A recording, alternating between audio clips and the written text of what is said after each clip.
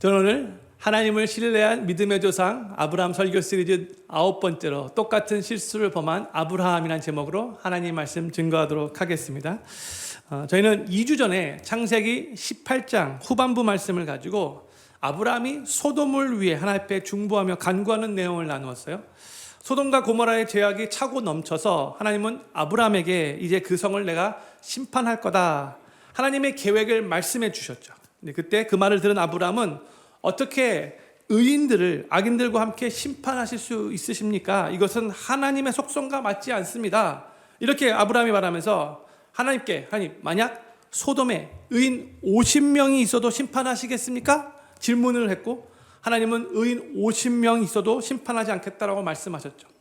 그러다가 아브라함은 그 숫자를 45명으로 줄여서 다시 질문했고, 하나님은 의인 45명만 있어도 심판하지 않으시겠다라고 말씀하셨어요. 그리고 아브라함은 필 받았는지 숫자를 40명으로 내리고, 하나님이 오케이 하시니까 또 30명으로 내리고, 그 후에는 20명으로 내리고 결국 10명까지 숫자를 내렸는데, 그때 아브라함이 더 이상 숫자를 내리지 않고 하나님을 설득하려고 하지 않았는데, 그 이유가 아브라함도 소돔과 고모라 안에 의인이 없다는 것을 깨달았기 때문이라고 말씀을 나눴어요. 그래서 이제 아브라함은 그의 간구의 내용을 수정했어요. 자신의 조카 롯과 롯의 가족들을 구원해달라고 하나님 앞에 간구를 했고, 하나님은 그 간구를 들으시고 롯의 가족들이 구원을 얻도록 심판 전에 그 소돔 성을 떠나라고 말씀하시죠. 저희가 창세기 19장의 내용은 이제 2주 전에 살짝만 나누었는데, 이 19장에는 소돔과 고모라가 하나님께 심판받는 내용과, 또한 그 과정에서 롯과 롯의 두 딸이 구원받고, 그러나 롯의 아내는 소금기둥으로 죽는 내용, 그리고 롯의 딸들을 통하여 모압 족속과 암몬 족속이 시작되는 내용을 기록하고 있어요. 이 내용들은 아브라함에 관한 내용들이 아니기 때문에, 그리고 저는 금년 안에 이 아브라함 설교 시리즈를 마치고 싶어서 저는 오늘 창세기 19장 내용은 건너뛰고 창세기 20장의 내용을 성도님과 나누도록 하겠습니다.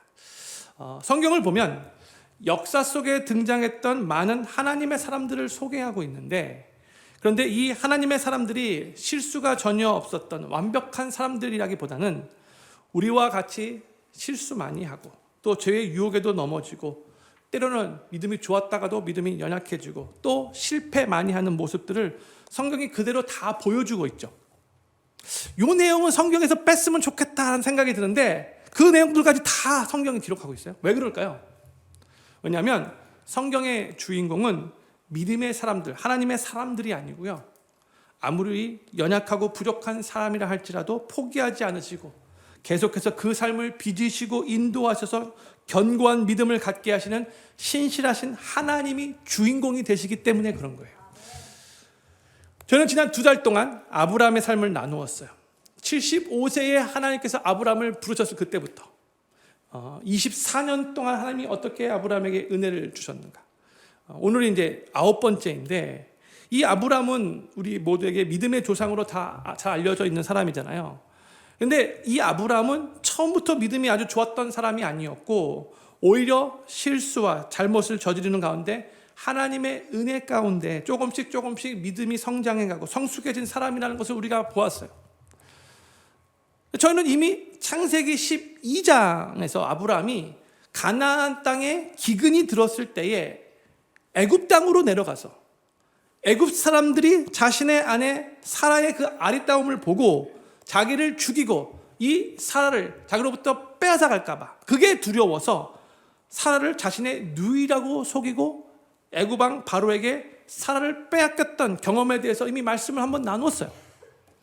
그런데 오늘 본문 말씀 창세기 20장은 그때로부터 24년의 시간이 흐른 시점인데, 아브라함은 또다시 똑같은 실수를 되풀이하고 있는 것을 우리가 보게 돼요. 아브라함이 어떻게 이럴 수 있을까? 믿음의 조상 아닌가?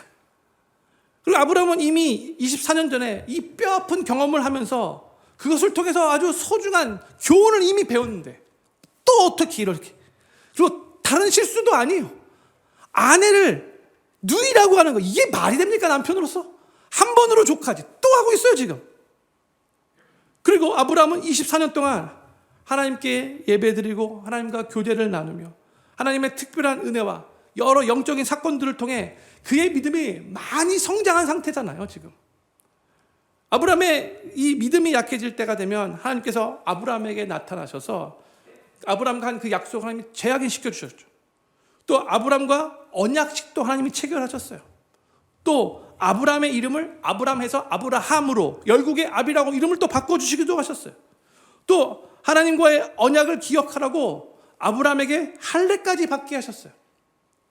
또 하나님께서 친히 인간의 모습으로 나타나셔서 아브라함에게 내년 이맘때에 next year about this time에 너희가 아들 이삭이 있을 거라고 약속까지 친히 해주셨어요. 또 소돔과 고모라를 심판하시기 전에 하나님이 굳이 그러실 필요 없어졌는데 아브라함에게 그 계획까지 미리 다 말씀해 주시고 이 하나님의 마음까지 소유하는 그 마음을 하나님의 마음을 더 같이 이해하는 공유하는 믿음의 사람으로 아브라함이 많이 성장했잖아요. 그리고 이제 곧 하나님께서 약속하신 대로 오랫동안 24년 동안 기다려온 이삭이 이제 임신될 것이고 이삭이 이제 태어날 때가 곧 오잖아요. 바로 이런 상황에서 어떻게 이 아브라함이 또 자기 아내를 누이라고 속이는 이 어처구니 없는 실수를 범할 수 있을까? 의문이 들지 않습니까? 사실 좀 충격적이지 않으십니까? 내가 다른 사람은 이해하겠는데 아브라함은 이러면 안 되지 이런 생각 들지 않습니까? 지금 저 혼자만 흥분하고 있는 거예요? 이 창세기를 나중에 이제 모세가 성령의 감동으로 기록하는 거잖아요. 근데 아브라함은 이 유대인 이스라엘 백성들의 완전히 조상이잖아요. 시초잖아요. 그러니까 인간적인 마음으로 이 창세기 입장의 내용은 모세가 기록하고 싶지 않았을 거예요. 인간적인 마음으로는. 사실 뭐 굳이 이 20장의 내용을 기록하지 않아도 창세기의 전체 흐름을 볼 때 큰 문제가 없어 보여요. 그러나 하나님은 이 사건을 통해서도 성경을 읽는 독자 우리들에게 주시고자 하는 중요한 메시지와 교훈이 있었기에 믿음의 조상 아브라함의 그 부끄러운 모습까지 다 드러내시면서 이 사건을 성경에 기록하게 하신 거예요. 저는 오늘 이 창세기 입장의 사건을 통해서 하나님께서 우리들에게 주시고자 하는 그 귀한 메시지와 교훈은 무엇인가? 우리의 마음에 오늘 깊이 새기시는 심정으로 하나님 말씀 경청하며 잘 들어주시기를 간절히 소망합니다. 먼저 창세기 20장 오늘 본문 1절 말씀 우리 같이 읽도록 하겠습니다. 시작. 아브라함이 거기서 남방으로 이사하여 가데스와 술 사이 그랄에 우거하며 했어요. 아브라함은 그동안 약 한 22년, 23년 정도 헤브론 그 마므레라는 곳에서 정착하며 거기서 살아왔어요. 그런데 이제 20장에 들어와서 그랄 땅으로 이주했다라고 우리에게 알려주고 있죠. 이 그랄은 어디인가? 먼저 지도 보도록 하겠습니다. 여기가 바로 이제 헤브론 지역, 이제 마므레 아브라함이 정착했던 곳인데, 근데 여기서 정착했다가 이제 이 블레셋의 수도 역할을 하는 이 그랄 땅으로 좀 더 지중해 해안가 가까운 곳으로 그렇게 이주해 갔다는 거죠. 근데 이 그랄 땅은 블레셋 수도와 같은 역할을 했던 곳이에요. 벌써부터 좀 느낌이 안 좋죠. 이게 하나님이 약속하신 이 가나안 땅 밖에 있는 땅이라는 거예요. 성경은 아브라함이 왜 그가 오랫동안 머물고 있었던 그 헤브론의 마므레를 떠나 그랄로 이주했는가 구체적인 이유를 우리들에게 알려주고 있지는 않아요. 근데 학자들이 여러 가지로 이제 추정하죠. 아마 소돔과 고모라가 심판을 받은 후에 그 가나안 땅에 많은 변화들이 일어났을 것이다. 일어날 수밖에 없죠. 두 성이 크게 그냥 멸망당했는데. 그래서 이 유목민 생활을 하고 있었던 아브라함이 그 당시 아브라함의 종들도 아주 많았고 또 가축들도 기존 가축들도 아주 많았는데 상황적으로 볼 때 계속해서 이 헤브론 마므레 땅에 살기가 힘들어서 이제 새로운 목초지를 찾아서 그리고 이 가축들을 팔기에 상업적으로 더 유리한 장소 해안가에 가까운 이 그랄로 이주했던 것이 아닌가 학자들이 그렇게 추정을 해요. 그런데 아무리 그 이유가 좋다고 하고 타당하다 할지라도 아브라함은 이 하나님이 약속해 주신 가나안 땅을 벗어나서는 안 됐던 거예요. 사랑하는 필름교회 성도님들, 우리는 항상 기억해야 합니다. 믿음의 사람들은 벗어나지 말아야 하는 은혜의 자리가 있다는 거. 이거 기억하셔야 돼요. 헤브론이 아브라함에게는 바로 그런 곳이었어요. 헤브론은요, 아브라함이 하나님을 위해서 제단을 쌓았던 곳이고, 하나님의 이름을 여러 번 불렀던 곳이고, 하나님을 깊이 만났던 곳이고, 하나님이 친히 아브라함을 찾아왔던 곳이잖아요. 영적인 특별한 의미의 장소예요. 바로 이곳에서 지난 22년, 23년 동안 아브라함은 하나님과의 예배와 깊은 교제와 영적인 체험 등을 통해서 하나님의 은혜를 누리면서 믿음이 성장했던 곳이에요. 그래서 블레셋 땅이 아무리 풍요롭고 목초지가 좋고 뭐 바다와 가까워서 상업이 활발하게 잘 이루어지는 곳이라 할지라도 믿음의 사람들은 하나님과의 깊은 교제와 만남이 있는 이 헤브론을 벗어나서는 안 되는 거예요. 이 블레셋의 그라는 여러 가지 환경적으로 좋아 볼지는 몰라도 믿음을 세우는 곳이 아니라 믿음을 흔들고 요동케 하는 곳인 거예요.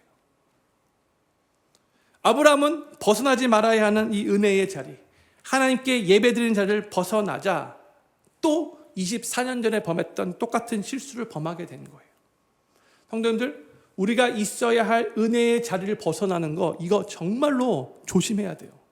우리가 계속해서 하나님과 깊이 교제 나누며 하나님의 그 은혜를 누리던 바로 그 장소, 그 곳, 그 시간, 그거 절대로 벗어나면 안 되고 소중히 여기셔야 되는 거예요.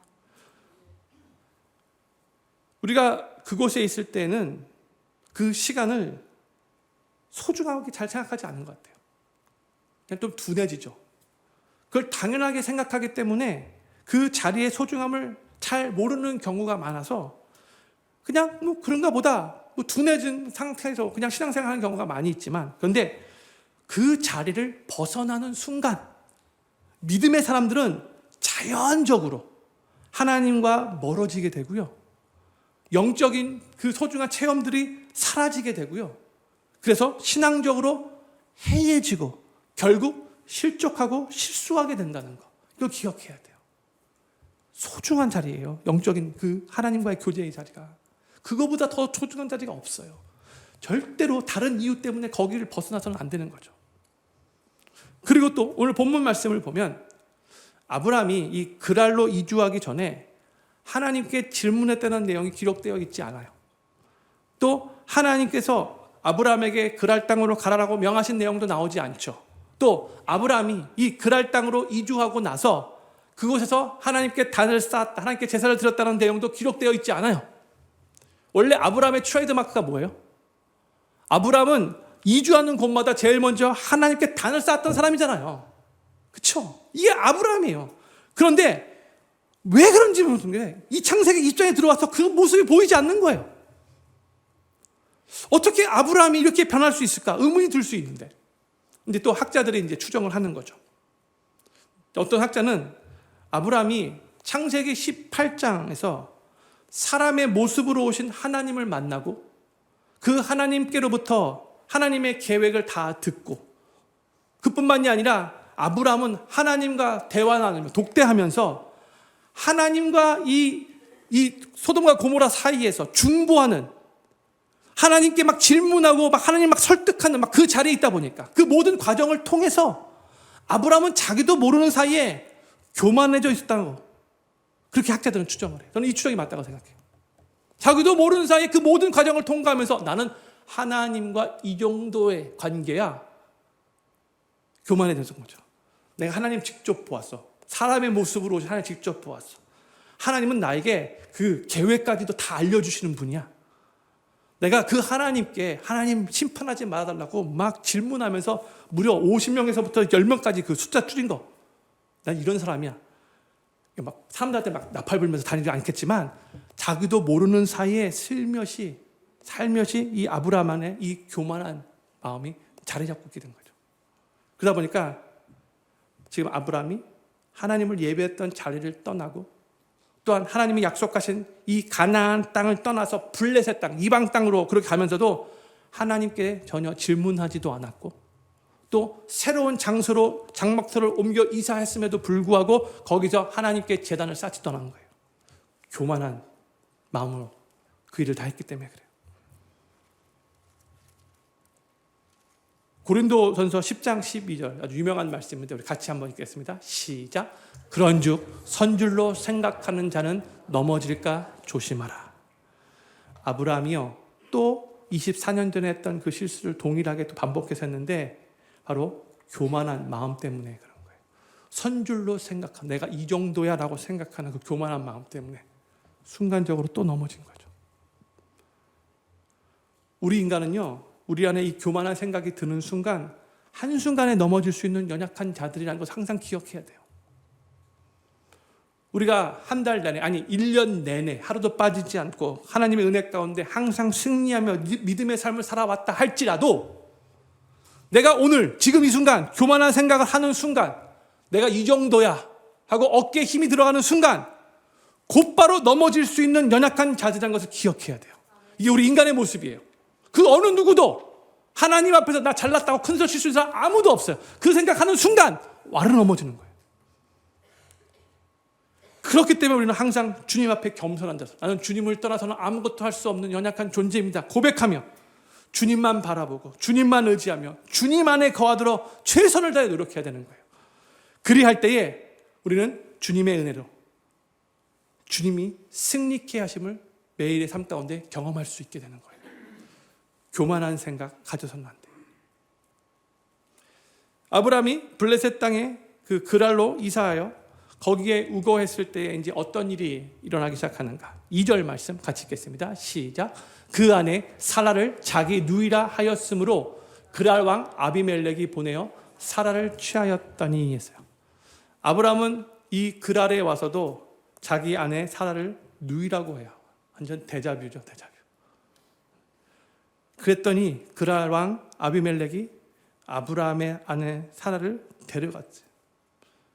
상당히 실망스러운 이 아브라함의 대처 때문에 사라와 아브라함의 삶에는 큰 위기가 닥치게 된 거예요.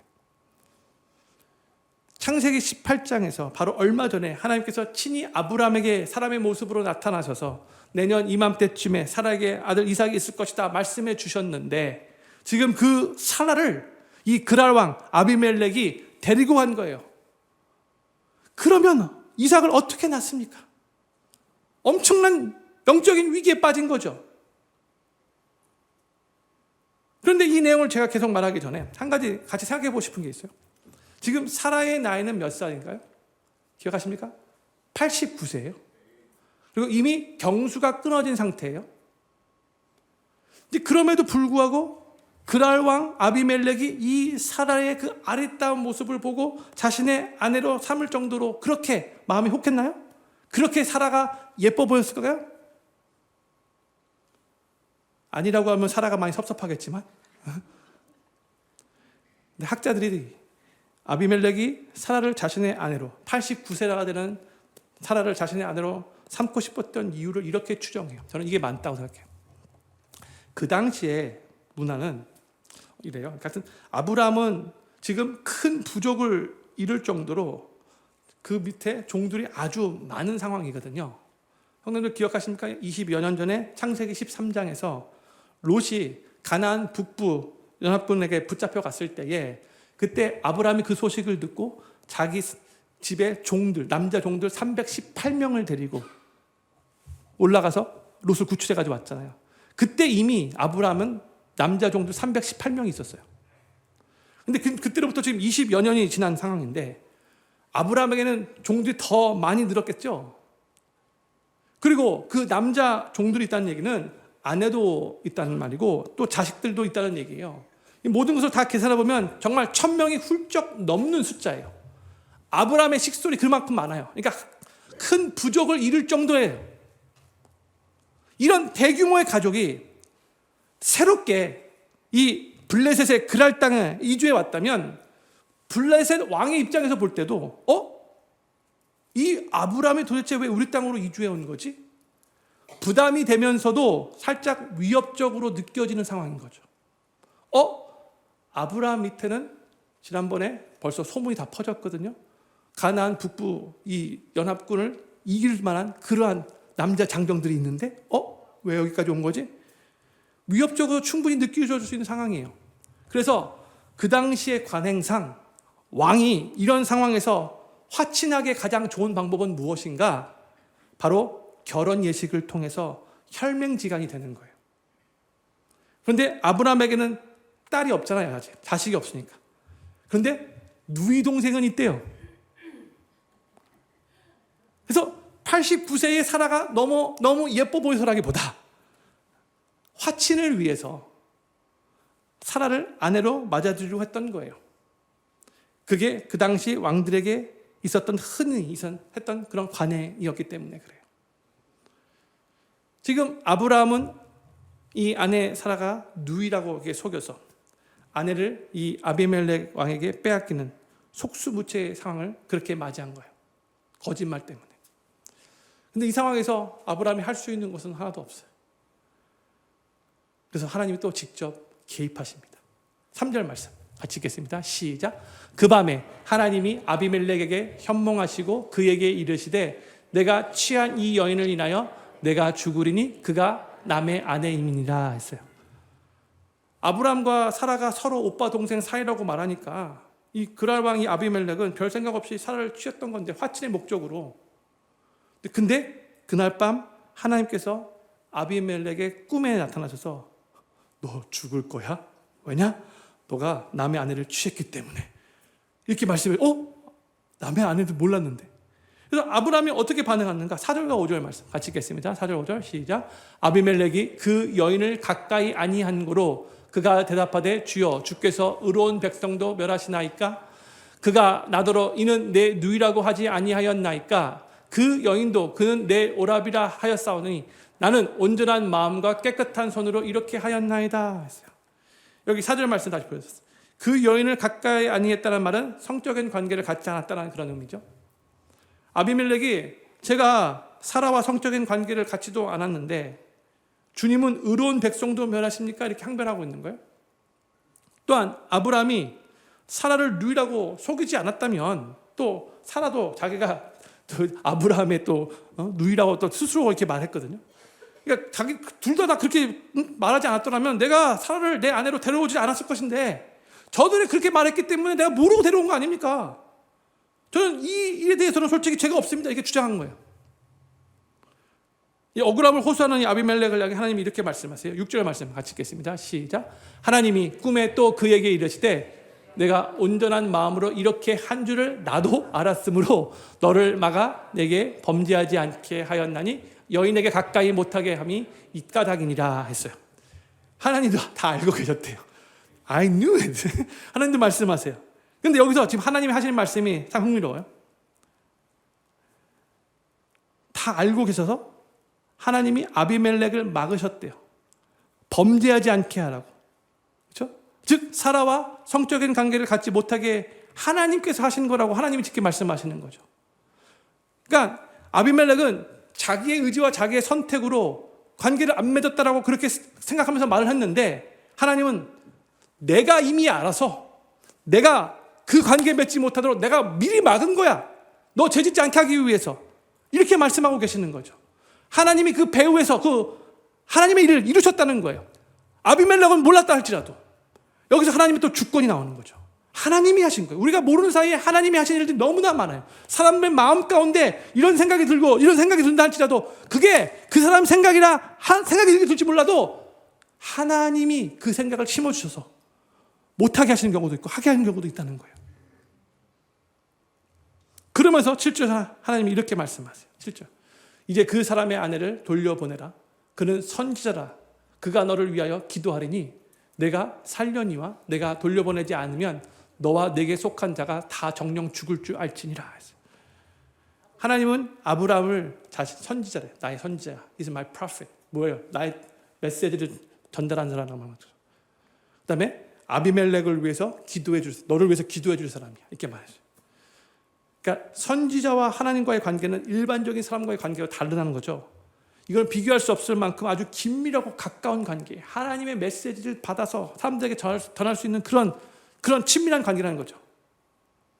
그러니까 아비멜렉은 아브라함이 단순히 여러 족장 중에 한 명이라고 생각했겠지만 하나님은 아니야. 이 아브라함은 나에게 너무나 특별한 정말 구별된 그런 존재야. 이 아브라함 무시하면 안 돼. 이렇게 말하는 거야. 왜 하나님 이 말씀을 해주셨는가? 지금 이 아비멜렉은 블레셋 그 땅의 왕이잖아요. 그래서 본인이 마음만 먹으면 이 거짓말하는 아브라함 해칠 수도 있고 죽여버릴 수 있는 그 위치에 있는 사람이에요. 근데 하나님은 만약 아브라함을 안전하게 살려서 돌려보내지 않으면 아비멜렉과 너에게 속한 자 다 죽여버릴 거야. 아주 강력하게 경고하신 거예요. 건들지 마. 자, 아브라함, 내 선지자니까 까불면 안 돼. 이렇게 하나님이 경고해 주신 거예요. 그래서 그 말을 듣고 아비멜렉이 어떻게 행동하는가? 8절 말씀 같이 읽겠습니다. 시작. 아비멜렉이 그 아침에 일찍이 일어나 모든 신복을 불러 그 일을 다 말하여 들림에 그 사람들이 심히 두려워하였더라 했어요. 이 아비멜렉이 아침 일찍 일어났어요. 그리고 모든 신하들 다 불렀대요. 그가 하나님께 들은 내용들을 그들에게 다 말했는데 그 말을 듣자 모든 신하들이 다 두려워했다고 하죠.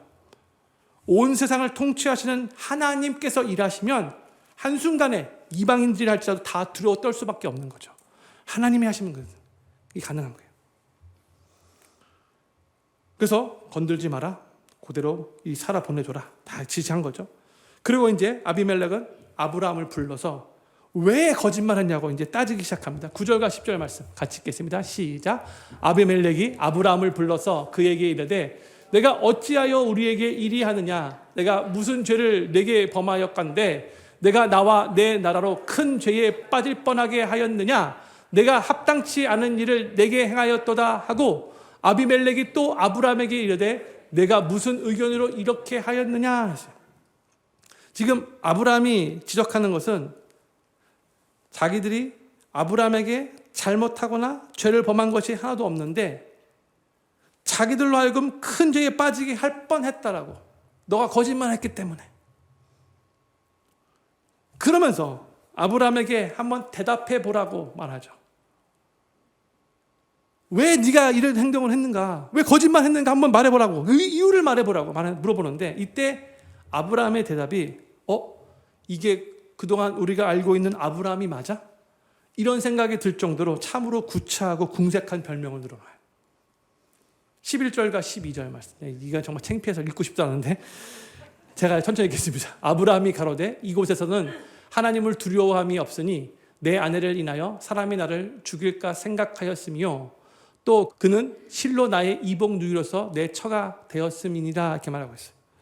그러니까 그 안에서 하나님을 두려워하는 사람이 전혀 없다고 판단되었기 때문에 사람들이 자기 아내로 인해 자기를 죽일까 봐 두려웠다고 아브라함이 말을 하고 있는 거죠.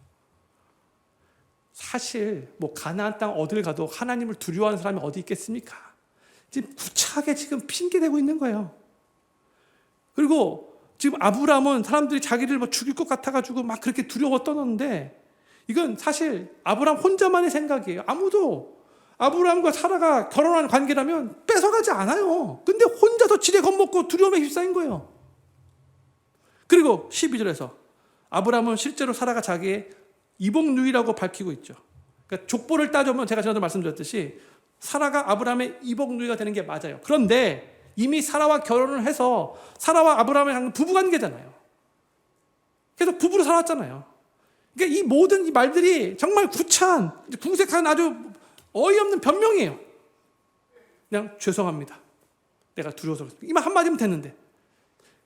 그런데 어떻게 그동안 믿음이 많이 성장한 아브라함이 24년 동안 여러 영적인 그런 체험들을 통해서 참 많이 변했다라고 생각이 들었는데 24년 전에는 신앙을 시작했기 때문에 잘 몰랐다 치고 오케이 그때는 이해가 된다 치고 지금 24년이 지났는데 어떻게 이렇게 똑같은 실수를 범할 수 있는가 이런 생각이 들죠.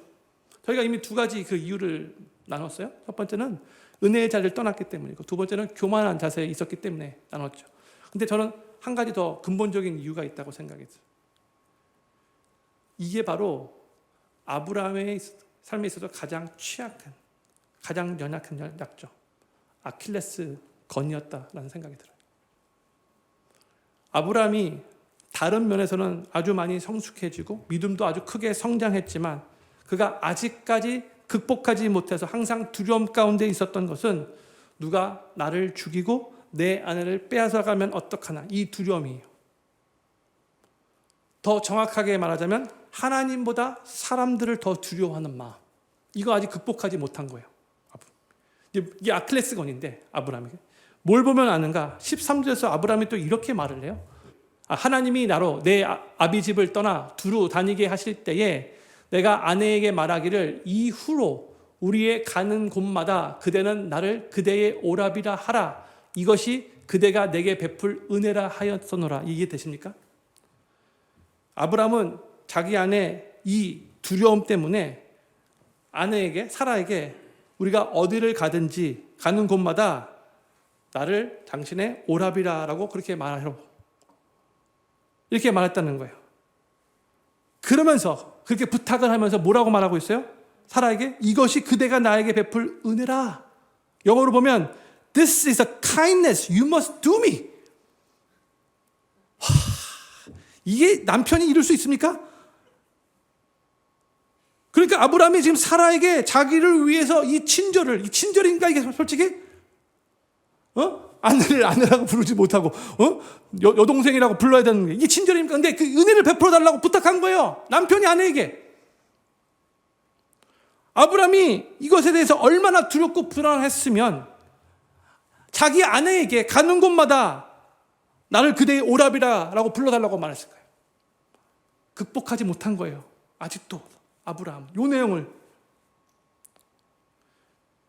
아브라함이 하나님을 안 믿고 있었던 상태가 아니잖아요. 분명히 하나님을 잘 믿고 있었잖아요. 하나님이 전능하신 하나님이시라는 것도 알고 있었고 그 하나님의 전능하심을 직접 경험까지 했잖아요. 아브라함이. 지난 24년 동안 하나님께 단을 쌓고 예배를 드리며 하나님에 대해서 점점 더 깊이 알아가고 믿음이 많이 성장했어요. 그런데 다른 건 몰라도 누가 나를 죽이고 내 아내를 빼앗아 가면 어떡하나 이 두려움은 여전히 아브라함 마음에 크게 자리 잡고 있었던 거예요. 아직까지 극복하지 못한 두려움으로 계속 아브라함 마음에 남아있던 거죠. 이게 바로 아브라함의 아킬레스건이었어요. 가장 취약한 연약한 점이에요. 평상시에는 아주 신실하게 하나님을 잘 믿고 따르는데 그런데 어느 한순간에 영적으로 느슨해지고 해이해질 때에 나의 그 연약함을 유혹하고 건드리는 그 아킬레스건의 그 상황을 만나면 그때 나도 모르게 실수하고 넘어지고 실족할 수 있는 거예요. 아킬레스건이. 다윗도요. 정말 하나님 마음에 합한 자였잖아요. 근데 그의 삶에도 아킬레스건이 있었어요. 뭐예요? 다윗은 여자에 많이 약했어요. 그렇죠? 그래서 결혼도 여러 다른 여자들과 참 많이 했어요. 그리고 결국 그의 삶이 영적으로 느슨해질 때에 밧세바와 간음하는 죄를 범해졌어요. 너무 안타까워요. 모세도 200만 명이 넘는 말 정말 안 듣는 이스라엘 백성들을 40년 동안 광야에서 이끈 훌륭한 리더였죠. 그런데 그의 삶에 아킬레스건이 하나 있었는데 무언가? 그건 바로 욱하는 성질, 혈기였어요. 그 혈기 때문에 애굽 사람을 심하게 쳐서 죽인 적도 있었죠. 또한 하나님께서 반석을 향해 외치라고만 명하셨는데 갑자기 막 화가 나서 혈기가 치밀어 올라서 자신이 갖고 있었던 지팡이로 세게 그 반석을 2번씩이나 내려쳤어요. 그로 인해서 하나님은 모세 대신 여호수아를 가나안 정복 전쟁의 리더로 세우시죠. 이게 바로 모세의 아킬레스건이에요. 아마 성도님들의 삶에도 각자가 이런 아킬레스건이 하나 정도 있을 거예요. 무엇입니까? 성도님들 삶에 나를 연약하게 만드는, 내가 영적으로 해해졌을 때에 푹 실수하게 만드는 그 아킬레스건은 무엇인가? 다른 면에서는 다 그래도 잘하는데 꼭 요 면에서는 항상 넘어지는 그 아킬레스건은 무엇입니까? 다윗과 같이 성적으로 연약한 것일 수도 있고요. 모세와 같이 혈기 부리고 성질 부리는 것일 수도 있고요. 아브라함과 같이 하나님보다 사람들을 더 두려워한 것일 수도 있고요. 혹은 세상의 쾌락을 더 즐기는 것일 수도 있고요. 돈, 물질에 얽매이는 것일 수도 있고요. 입술의 통제가 잘 안 되는 것. 그래서 뒤에서 계속해서 누구에 대해서 험담하는 것일 수 있고요. 혹은 감사 대신 원망과 불평을 쏟아내는 것일 수도 있고요. 또한 오늘 할 수 있는 일을 자꾸 내일로 미루는 게으름일 수도 있어요. 성도님들의 아킬레스건은 무엇입니까? 이 아킬레스건의 특징이 뭐냐면 평상시에는 아주 믿음도 좋아 보이고 하나님 정말 잘 섬겨요. 또 하나님 말씀도 정기적으로 읽고 묵상도 하고 기도도 하고 예배 때도 은혜도 많이 받고 정말 내가 하나님 말씀대로 순종하며 살겠습니다. 결단도 잘해요. 그런데 막상 영적으로 살짝 해이해지는 상태가 오면 이 아킬레스건에 대한 그 유혹이 오게 되면 그 상황에서 하나님을 의지하지 않고 하나님의 도우심을 구하지 않는다면 쉽게 실수하고 실패하고 실족할 수 있는, 그게 바로 아킬레스건의 특징인 거죠. 그렇기 때문에 우리는 각자의 이 아킬레스건이 무엇인가를 잘 파악하고 있어야 돼요. 다 인지하고 있어야 돼요. 아마 거의 대부분 다 알고 계실 거예요. 또한 내가 이 아킬레스건을 무시해서 경각심이 없어서 내가 그냥 놔둬버린다면 어느 한순간에 나의 삶에 정말 치명적인 나쁜 결과를 초래할 수 있다는 것 또한 알고 있어야 돼요. 그리고 이 아킬레스건을 극복하기 위해서 항상 매일 하나님을 의지하며 하나님의 도움을 구해야 돼요. 저는 필리핀교회 모든 성도님들이 각자가 가지고 있는 이 연약한 부분, 그 아킬레스건이 무엇인지를 항상 인지하며 하루하루 살아가실 수 있기를 바라고, 자신의 그 연약함을 인지하면서 항상 하나님을 의지하며 하나님의 도우심을 구하면서 이 아킬레스건을 삶 속에서 잘 극복해 나가시게 되기를 우리 구주 예수님의 이름으로 간절히 축원합니다. 이제 아비멜렉이 어떻게 아브람과 사라를 대하는가 14절부터 16절까지 말씀 제가 읽겠습니다. 아비멜렉이 양과 소와 노비를 취하여 아브람에게 주고 그 아내 사라도 그에게 돌려보내고 아브람에게 이르되 내 땅이 내 앞에 있으니 너 보기에 좋은 대로 거하라 하고 사라에게 이르되 내가 은 1000개를 내 오라비에게 주어서 그것으로 너와 함께한 여러 사람 앞에서 내 수치를 풀게 하였노니 내 일이 다 선히 해결되었느니라 했어요. 지금 아비멜렉이 하나님께로부터 꿈에서 말씀을 듣고 이제 모든 것을 다 이제 원상복귀하기 위해서 양도 주고 가축도 주고 은 1000색을 엄청난 약수도 주고 또 이 사라도 돌려보냈어요. 그리고 이 블레셋 땅에서 너가 원하는 곳 아무 데서 살아 좋다라고 프리 패스까지 줬어요. 그런데 참 재밌는 게 16절에서 아비멜렉이 사라에게 내 오라비 아브라함에게 은 1000개를 주었다 이렇게 말하고 있죠. 그런데 아비멜렉이 여기서 한 말을 잘 들어보면 은근히 뒤끝이 있다는 것을 알 수 있어요. 내 남편 아브라함에게 주었다라고 말하지 않고요. 그렇죠? 내 오라비에게 주었다라고 말하고 있죠. 네 거짓말한 그대로 지금 말하고 있는 거예요. 그렇죠? 사실 아비멜렉은 이렇게 말함으로 이 모든 것은 사실 내가 지금 너한테 다 돌려주지만 솔직히 니네들 잘못 아니냐. 네가 거짓말했기 때문에 이렇게 의도적으로 암시하며 말해주고 있는 거예요. 속상한 티 내고 있는 거예요. 그리고 나서 이제 아브라함이 하나님께 이렇게 이제 기도합니다. 17절과 18절 말씀. 아브라함이 하나님께 기도하며 하나님이 아비멜렉과 그 아내와 여종을 치료하사 생산케 하셨으니 여호와께서 이왕에 아브라함의 아내 사라의 연고로 아비멜렉의 집 모든 틀을 다치셨습니다. 이 17절 말씀 보면은 이때 여인들만 치료하신 것이 아니라 틀을 다치신 여인들이 아니라 아비멜렉도 포함되어 있다는 것을 보게 되죠. 그러니까 지금 아비멜렉도 이 사건을 통해서 병이 들었다는 것을 알 수 있어요. 하나님께서 아비멜렉도 병이 들도록 하심으로 이 사라를 보호하셨다는 거예요. 병이 들었기 때문에 사라를 취해서 데려간 그날 밤에 성관계를 갖지 않았던 것 같아요. 하여튼 하나님이 다 조치를 취하신 거죠. 근데요, 이 창세기 20장 이 전체 사건은 분명히 아브라함의 잘못으로 일어난 사건이에요. 거짓말했기 때문에 아브라함. 그렇죠? 그리고 아브라함이 24년 전에 범했던 그 실수를 똑같이 지금 반복했어요.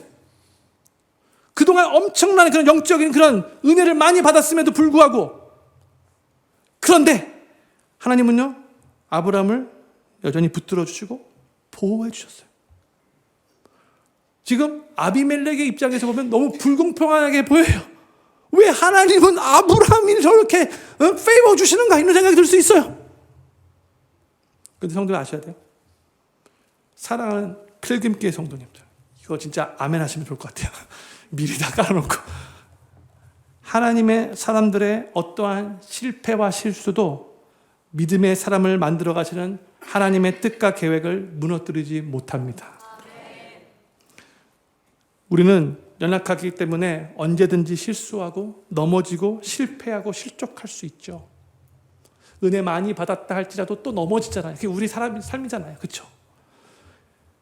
그럼에도 불구하고 우리를 믿음의 사람으로 만들어 가시는 그 하나님의 뜻을 절대로 무너뜨리지 못해요.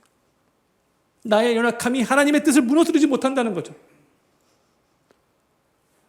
우리가 예수님을 영접하고 크리스천이 되었을 때에 우리의 믿음은 영적인 의미에서 갓난 아기와 같잖아요. 그렇죠?